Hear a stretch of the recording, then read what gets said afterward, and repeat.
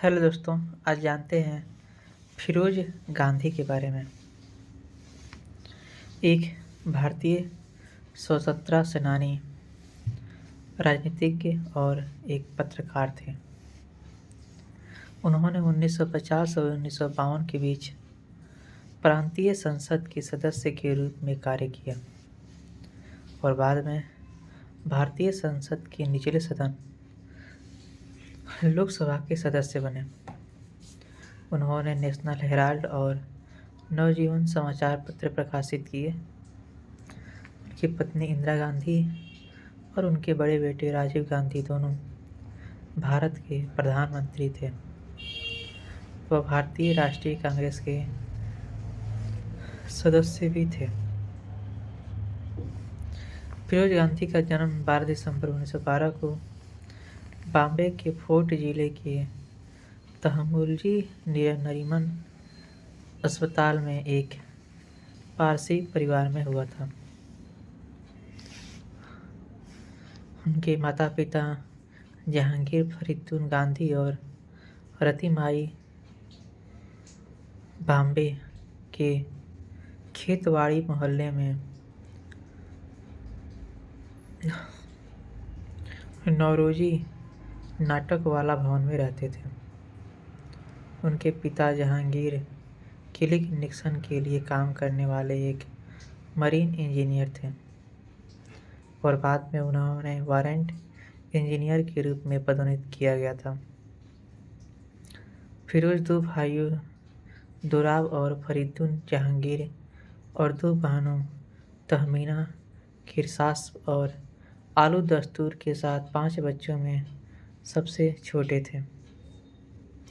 परिवार भरूच से बॉम्बे चला गया था, जहां उनका पैतृक घर जो उनके दादा का था अभी भी कोट परिवार में मौजूद था। 1920 के दशक की शुरुआत में अपने पिता की मृत्यु के बाद फिरोज और उनकी मां अपनी अविवाहित मामी शिरीन कमिसारिएट, जो शहर के लेडी डफरिन अस्पताल में सर्जन थीं, के साथ रहने के लिए इलाहाबाद चले गए। फिरोज ने विद्या मंदिर हाई स्कूल और फिर ब्रिटिश कर्मचारी इविंग क्रिश्चियन कॉलेज प्रयागराज में पढ़ाई की।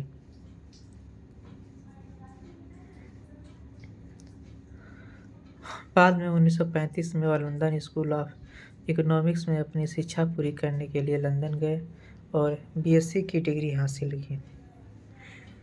फिरोज जहांगीर गांधी, जिनका मूल नाम फिरोज जहांगीर गांधी था, ने स्वतंत्रता आंदोलन में शामिल होने के लिए ब्रिटिश द्वारा संचालित कॉलेज में अपनी पढ़ाई छोड़ दी। फिर वे नेहरू परिवार के साथ घनिष्ठ रूप से जुड़ गए। आनंद भवन में काफ़ी समय बिताया, जो उनका निवास और राजनीतिक गतिविधियों का प्रमुख केंद्र था। इस अवधि के दौरान उन्होंने महात्मा गांधी को श्रद्धांजलि के रूप में गांधी उपनाम अपनाया। इसे इसके मूल रूप गांधी से फिर बदल दिया। 1930 में कांग्रेस के स्वतंत्रता सेनानियों की शाखा वानर सेना का गठन किया। फिरोज की मुलाकात इविंग क्रिश्चियन कॉलेज के बाहर धरना दे रही महिला प्रदर्शनकारियों में कमला नेहरू और इंदिरा से हुई। कमला सूरज की गर्मी से बेहोश हो गई और फिरोज उनकी देखभाल करने गए। अगले दिन उन्होंने भारतीय स्वतंत्रता आंदोलन में शामिल होने के लिए अपनी पढ़ाई छोड़ दी। 1930 में उन्हें लाल बहादुर शास्त्री के साथ कैद किया गया, जो इलाहाबाद जिला कांग्रेस कमेटी के प्रमुख थे, और स्वतंत्रता आंदोलन में उनकी भागीदारी के कारण 19 महीने तक फैजाबाद जेल में बंद रहे। अपनी रिहाई के तुरंत बाद संयुक्त प्रांत में कृषि नो रेंट अभियान में शामिल हो गए और नेहरू के साथ मिलकर काम करते हुए 1932 और 1933 में 2 बार जेल गए। फिरोज ने पहली बार 1933 में इंदिरा के सामने शादी का प्रस्ताव रखा था, लेकिन इंदिरा और उनकी मां ने यह कहते हुए इनकार कर दिया था कि वह बहुत छोटी हैं, केवल 16 वर्ष की है।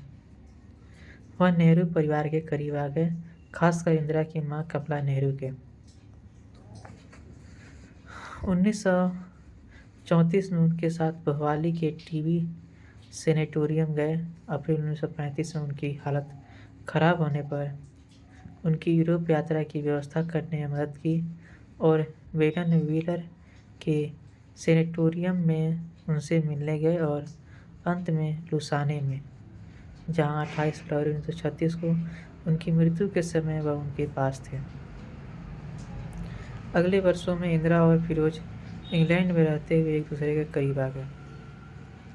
उन्होंने मार्च 1942 में आदि धर्म हिंदू रीति रिवाजों के अनुसार विवाह किया। अगस्त 1942 में भारत छोड़ो आंदोलन के दौरान विवाह के 6 महीने से भी कम समय में दंपति को गिरफ्तार कर जेल भेज दिया गया। उन्हें इलाहाबाद के नैनी सेंट्रल जेल में 1 साल के लिए कैद किया गया था। अगले 5 साल आरामदेह घरेलू जीवन के रहे और दंपति की 2 बेटे हुए, राजीव और संजय, जिनका जन्म क्रमशः 1944 और 1946 में हुआ। आज़ादी के बाद जवाहरलाल नेहरू भारत के पहले प्रधानमंत्री बने। फिरोज और इंदिरा अपने 2 छोटे बच्चों के साथ इलाहाबाद में बस गए और फिरोज अपने ससुर जवाहरलाल नेहरू द्वारा स्थापित समाचार पत्र द नेशनल हेराल्ड के प्रबंधक निदेशक बन गए। प्रांतीय संसद के सदस्य होने के बाद फिरोज ने 1952 में उत्तर प्रदेश के रायबरेली निर्वाचन क्षेत्र से स्वतंत्र भारत के पहले आम चुनाव जीते। इंदिरा दिल्ली से यात्रा करके उनके अभियान आयोजक के रूप में काम करती थी। फिरोज जल्द ही अपने आप में एक प्रमुख ताकत बन गए। उन्होंने अपने ससुर की सरकार की आलोचना की और भ्रष्टाचार के खिलाफ लड़ाई शुरू की। आज़ादी के बाद के वर्षों में कई भारतीय व्यापारी घराने राजनीतिक नेताओं के करीब हो गए थे। उनमें से कुछ ने कुछ वित्तीय अनियमितताओं को अंजाम दिया। दिसंबर 1955 में फिरोज द्वारा उजागर किए गए एक मामले में उन्होंने खुलासा किया कि कैसे रामकिशन डालमिया ने एक बैंक और एक बीमा कंपनी के अध्यक्ष के रूप में बेनेट और कोलमैन के अधिग्रहण के लिए कंपनियां का इस्तेमाल किया और निजी लाभ के लिए